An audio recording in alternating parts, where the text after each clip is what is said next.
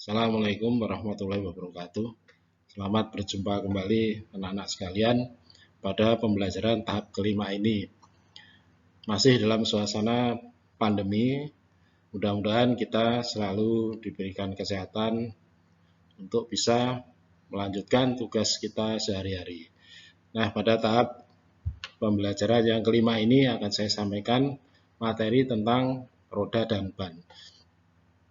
Nah, mengenai roda dan ban ini ada dua materi sebenarnya. Yang pertama yang pada kesempatan ini akan saya sampaikan adalah mengenai roda dan ban. Kemudian nanti pada tahap yang keenam akan saya bahas mengenai kelurusan sudut-sudut roda karena ada kaitannya dengan kerusakan atau keausan pada ban. Baik, akan saya lanjutkan. Nah, sebenarnya apa sih yang dimaksud dengan roda? Jadi roda itu adalah suatu benda yang berbentuk lingkaran. Jadi fungsi roda itu adalah untuk memudahkan, khususnya yang di kendaraan yang dipasang pada sumbu. Jadi memudahkan untuk bergerak dari satu tempat ke tempat yang lain. Ya, tuh. Nah, konstruksi roda sendiri terdiri dari pelek dan ban. Jadi roda meluncur di sepanjang jalan sambil memikul berat kendaraan untuk membawa kita dari satu tempat ke tempat yang lain atau membawa benda dari satu tempat ke tempat yang lain. Jadi selain itu juga fungsinya untuk meredam kejutan-kejutan yang ditimbulkan oleh keadaan permukaan jalan dan mencegah kejutan ini berpindah ke bodi kendaraan. Nah, pada bagian yang paling utama dari roda adalah ban. Nah, secara konstruksi atau secara jenisnya, ban bisa dibagi menjadi dua, ban bias atau ban biasa, kemudian ban radial. Dan biasanya radial ini konstruksinya adalah tubeless, jadi tanpa menggunakan ban dalam. Sedangkan ban bias itu menggunakan ban dalam. Nah, dari gambar bisa dilihat perbedaannya. Jadi konstruksinya terdiri dari breaker, kemudian ini lapisan benang. Kalau pada ban bias atau ban biasa ini menyilang, menyudut ya. Kemudian ada kot lapisan berikutnya. Ini kot. Kalau di ban radial ini disebut radial kot. Di bagian utama dari ban secara garis besar ada breaker, kemudian ada kot. Ada ban radial, ada belt. Ya. Ini untuk kekuatan dari ban. Nah, ini bisa dilihat. Kemudian ini tidak disebutkan pada sisi dari roda ini disebut dengan sidewall. Kemudian pada ban sama sidewall. Kemudian pada ban bias ini ada namanya bit. Bit ini untuk mengikat pada pelek supaya tidak angin itu bisa terikat di dalam ban ini supaya tidak terjadi kebocoran, maka ada bitnya. Kalau ban bias tidak ada karena menggunakan ban dalam. Nah, ini bisa kita lihat secara garis besar gambaran tentang ban tubeless. Jadi dirancang untuk menahan udara langsung di dalamnya tanpa menggunakan ban dalam. Ini rim valve atau biasa disebut pentil, ini menempel pada pelek. Dan ada bit tire yang tadi saya sampaikan. Ini supaya ban ini bisa merapat atau menempel dengan tanpa terjadi kebocoran pada pelek. Dan di sini lapisan dalam disebut liner pada ban radial, sehingga ketika dipompa langsung memenuhi ruangan antara pelek dengan ban. Nah, ini secara garis besar gambaran ban tubeless demikian. Jadi kalau terjadi, dan ini biasanya konstruksinya cukup kuat, tahan terhadap kebocoran. Misalnya terjadi ada sesuatu benda atau paku yang menusuk roda, maka selama tidak dicabut maka kebocoran tidak akan cepat. Ban udara di dalam ban ini akan keluar. Ini keunggulan dari ban tubeless. Nah, selanjutnya ban itu ada ukuran-ukuran atau kode-kode yang perlu dipahami supaya tidak terjadi kekeliruan ketika kita akan mengganti ban. Maka harus dipahami kode-kode itu supaya kita bisa memasang atau menggunakan ban sebagai mana mestinya. Kemudian ban dan roda berdasarkan lebar, kekerasan, ketebalan, serta sifat-sifat lainnya itu juga perlu kita pahami. Dengan melihat kode atau ukuran dari ban atau roda yang tertulis pada ban. Nah, sebagai contoh, kode ukuran ban ini adalah seperti yang seperti pada slide berikut. Jadi di sini tertulis 10 R20 14 play rating. Artinya 10 ini adalah lebar bannya, lebar ban di dalam inci, dan kode ini biasanya untuk ban bias atau ban biasa. Kemudian ini ringnya R atau ring diameter daripada pelek 20 di dalam inci. Kemudian kekuatan bannya 14 play rating. Artinya setara dengan 14 lapis serat benang nilon kekuatan ban tersebut. Nah, ini juga sama untuk ban bias 11 R20 18 play rating. Nah, ini yang untuk ban radial ada kode yang demikian ini 205 75 R 17,5. Jadi yang depan 205 ini adalah lebar tapak 205 mm dalam satuan mm. Kemudian 75 ini adalah satuannya persen. Ini adalah ketinggian rodanya. 75% dari lebar. Maka kalau lebar 205 mili, 75%-nya dari 205 berapa, itulah ketinggian rodanya. Kemudian R ini adalah kode untuk radial, konstruksi radial. Biasanya R berapa, 14, 13, 15, dan seterusnya. Dan ini 17,5, tadi kekuatan roda, 17,5 ya, kekuatan ban atau play rating ini. Nah, ini adalah contoh kode ban khususnya yang ban radial yang umum digunakan 18565R1580H. Maka arti angka-angka 18565R1580H adalah sebagai berikut. Jadi 185 ini adalah lebar ban dalam mili, 65 spek rasio dalam satuan persen, kemudian R-nya radial. Nah, ini maaf kurang satu lagi adalah 15. 15 ini adalah diameter roda. Ya. Ada 15 dan 16, ada 17, 13 ya. Ini 15 ini mungkin belum saya tulis di sini. 15 ini adalah diameter roda atau yang sesuai untuk peleknya ya. R15. Kemudian 80 adalah load index atau beban maksimum yang bisa ditanggung oleh setiap roda. Ini bisa dilihat pada tabel. Kalau kita lihat tabel tentang load index dan kecepatan, maka 80 ini adalah bisa dibaca nantinya berapa load index dengan kode 80, beban maksimum yang bisa ditanggung oleh setiap roda. Kemudian H adalah kecepatan maksimum yang diizinkan untuk ban ya. Ini bisa dilihat pada tabel. Nah, untuk menyangkut masalah aspek rasio atau yang di slide sebelumnya, bisa dilihat di sini rasio ketebalan dan tingkat ketebalan. Jadi yang disebut tinggi ban atau tire height itu Kalau di slide sebelumnya ditulis 65, maka maksudnya adalah ketinggian tire height ini adalah 65% dari tire weight atau lebar daripada ban. Jadi rasio ketebalannya atau aspek rasio adalah tire height dibanding atau dibagi dengan tire weight-nya. Jadi perbandingan tinggi dengan lebar itu disebut aspek rasio atau rasio ketebalan.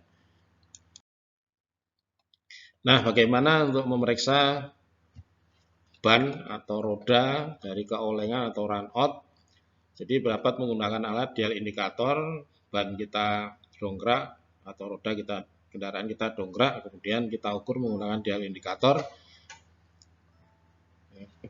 apakah terjadi kerusakan atau keolengan enggak pada pelek ataupun pada ban atau secara keseluruhan adalah pada roda. Ini penting supaya kendaraan bisa berjalan atau roda ini berputar secara stabil. Yang semuanya nanti mempengaruhi kestabilan kendaraan. Nah, kemudian secara visual bagaimanakah pemeriksaan keausan ban? Bisa dilihat pada treat keausan pada treat ban ini, seperti contoh pada gambar. Dengan melihat indikator keausan ban pada treat ban ini ada indikator atau pada alur ini biasanya ada bagian-bagian atau titik-titik untuk menunjukkan batas bahwa kapan ban itu harus diganti ataupun aus, maka terjadi keausan, dilihat apakah sudah mencapai batas tersebut. Apabila sudah mencapai batas berarti ban harus diganti. Nah, yang berikutnya adalah tekanan angin yang berpengaruh sekali pada ban ya. Jadi tingkat kerusakan atau cepat rusak dan tidak, juga tekanan angin ini berpengaruh, dan juga secara umumnya untuk kestabilan kendaraan juga.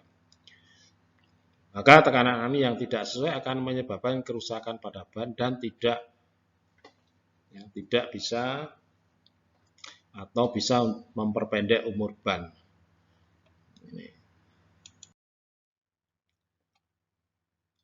Nah, kerusakan-kerusakan yang terjadi pada ban luar? Yang pertama ini rib tear atau alur rib yang robek terlepas dari telapak ban. Jadi kembangan ban ya.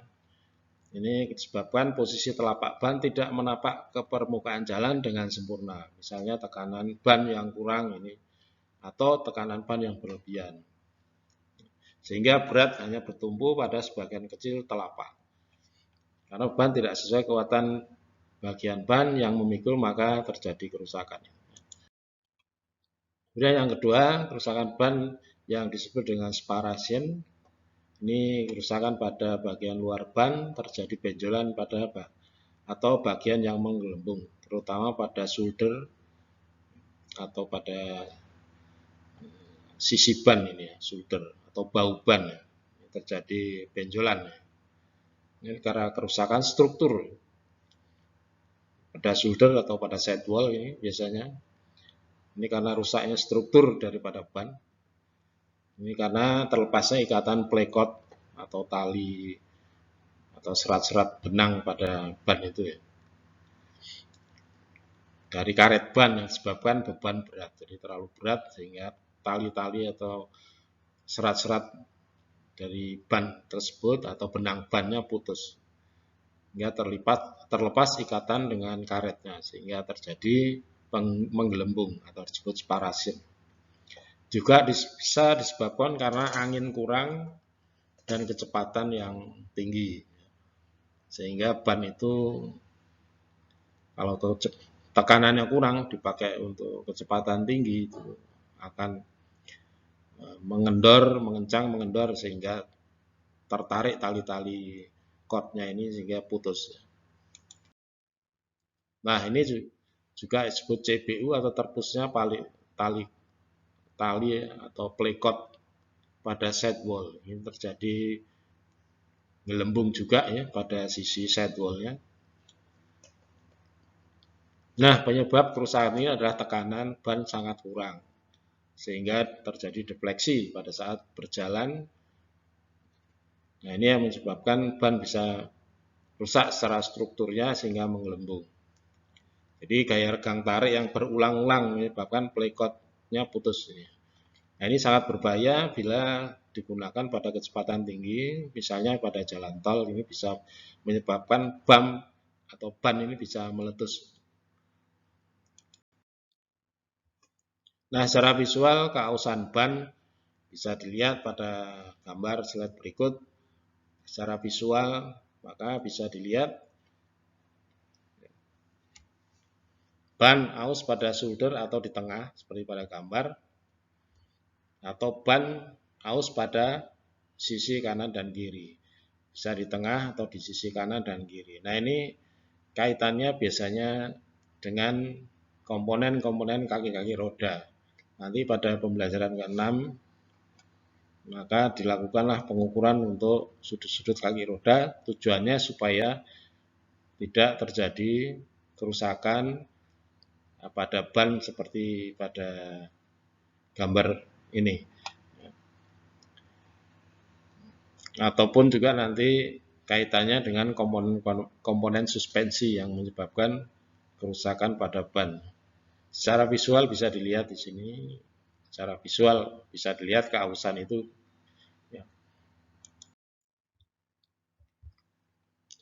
Nah, berikutnya adalah keausan ban sebelah dalam atau sebelah luar.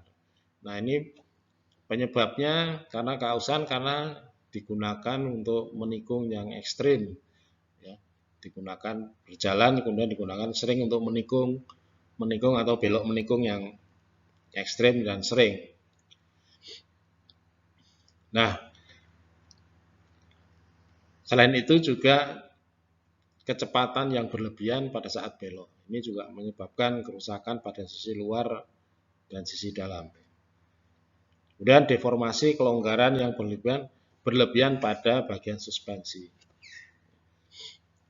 Nah, ini juga akan mempengaruhi wheel alignment-nya atau sudut-sudut kaki-kaki roda.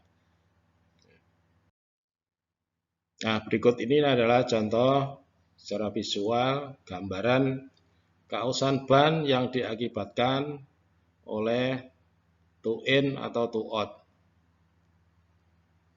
atau sudut-sudut kelurusan roda. Kalau toe in berarti terlalu menghadap ke dalam, toe out terlalu menghadap keluar. Nah, ini keausannya di sini benang-benangnya akan keluar sehingga terlihat seperti berbulu yang terlihat pada tread atau tapak dari roda. Ini karena penyetelan toe in yang tidak tepat.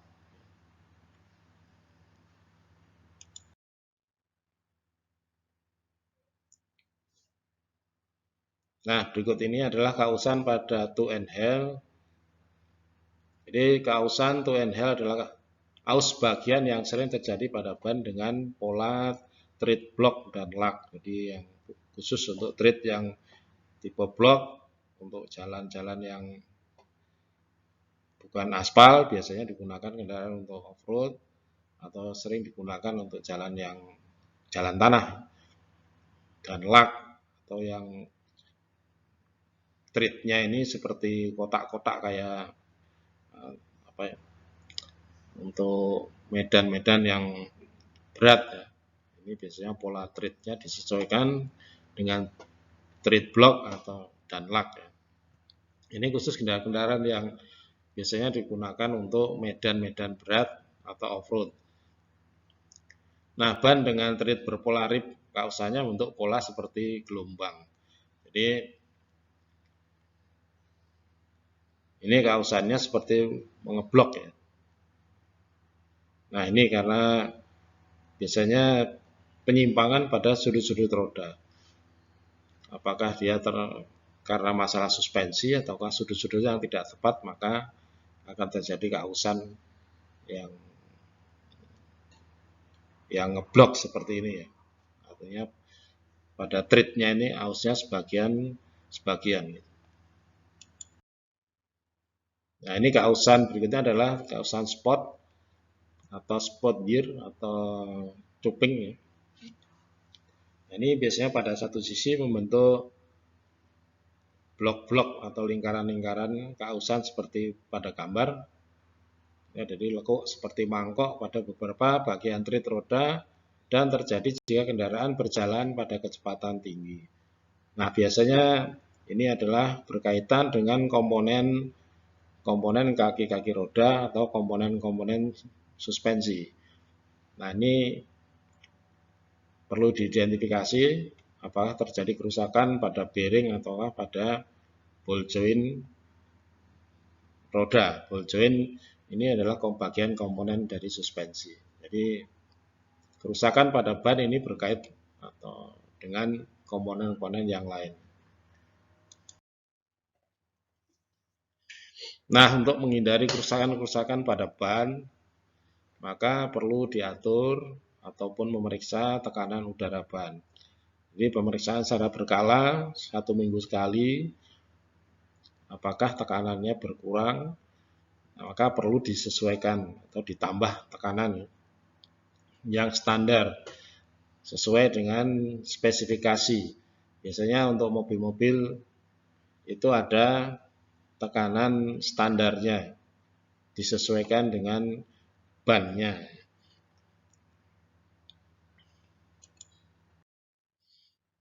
Nah, tabel berikut ini adalah tekanan udara standar dengan atau tanpa barang, ya, bisa dibaca di sini.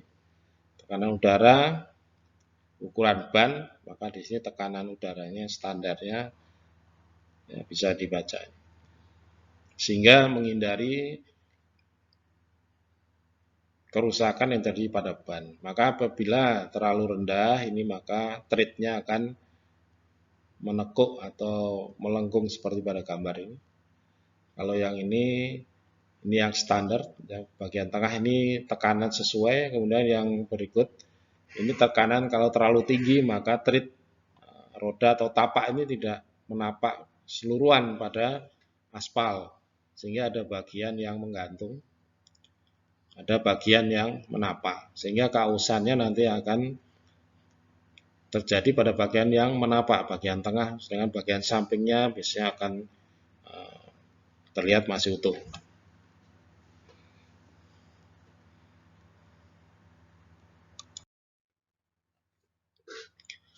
Nah, sekarang bagaimana untuk melepas atau memasang roda? Maka untuk itu perlu kendaraan itu apabila kita tidak mempunyai alat angkat, biasanya kalau secara umum kita hanya menggunakan dongkrak yang ada di kendaraan. Maka untuk melepas roda perlu kendaraan ditempatkan pada tempat yang rata, kemudian diganjal ya, supaya tidak terjadi gerak atau pergeseran.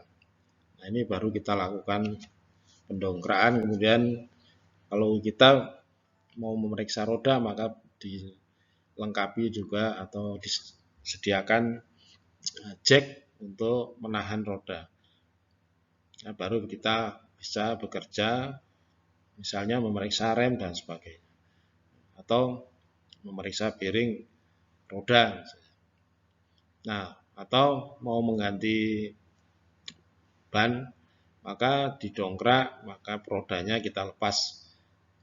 Nah, selama didongkrak itu maka perlu di jack supaya posisi kendaraan tetap aman, tidak terjadi sesuatu yang tidak diinginkan.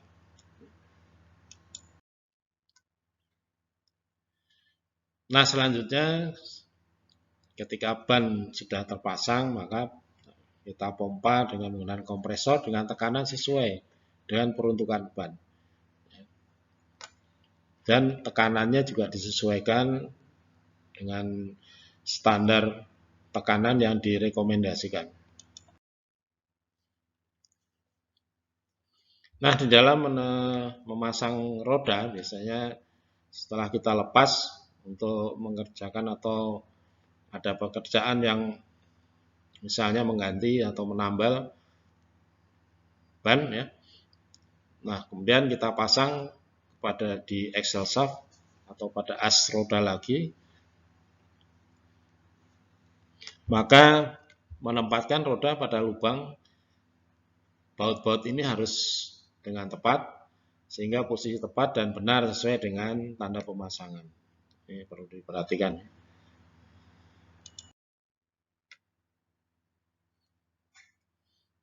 Nah, ini adalah gambar tadi yang saya sampaikan, bahwa kendaraan itu harus dicek, selain didongkrak kemudian juga harus dipasang jack stand ya di bawah kendaraan supaya posisi kendaraan stabil.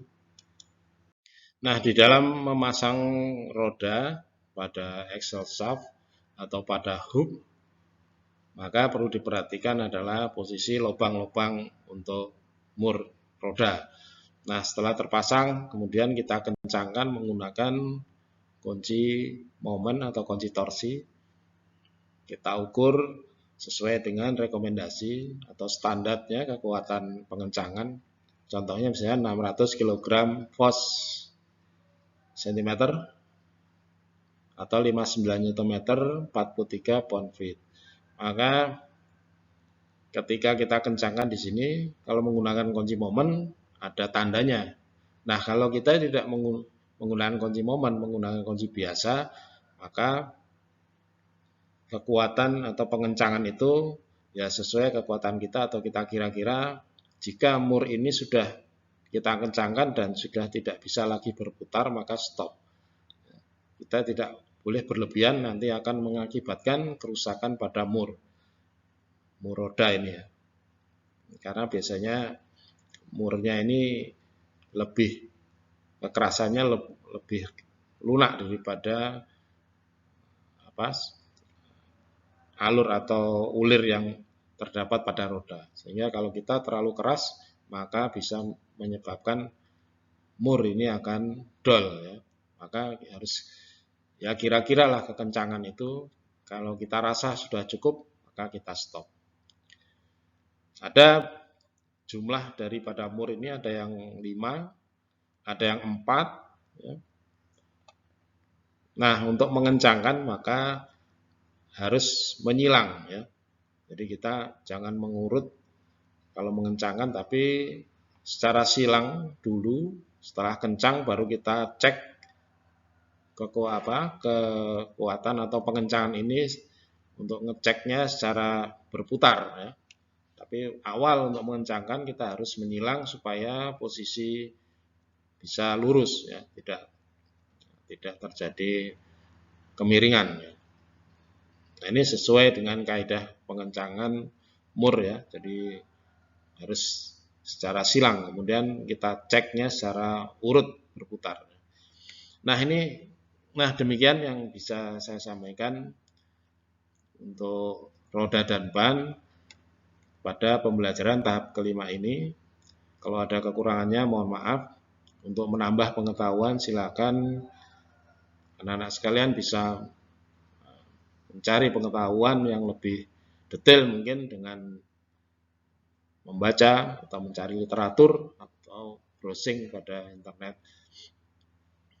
Nah, untuk tahap ke-6 yaitu pembelajaran yang ke-6 nanti itu akan saya sampaikan mengenai pengukuran atau sudut-sudut roda atau wheel alignment. Demikian yang bisa saya sampaikan. Terima kasih atas perhatiannya. Assalamualaikum warahmatullahi wabarakatuh.